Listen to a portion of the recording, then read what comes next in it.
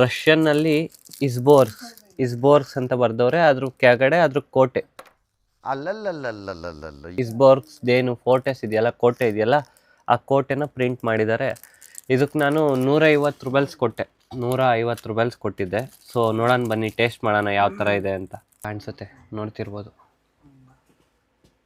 ಆ ಕಡೆ ಈ ಥರ ಇದೆ.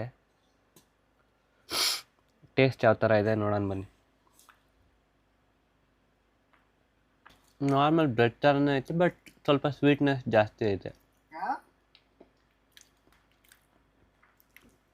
ನೋಡೋಣ, ಸ್ವಲ್ಪ ಮಧ್ಯದಲ್ಲಿ ಏನಾದರೂ ಐತೇನೋ ಅಂತ ನೋಡೋಣ.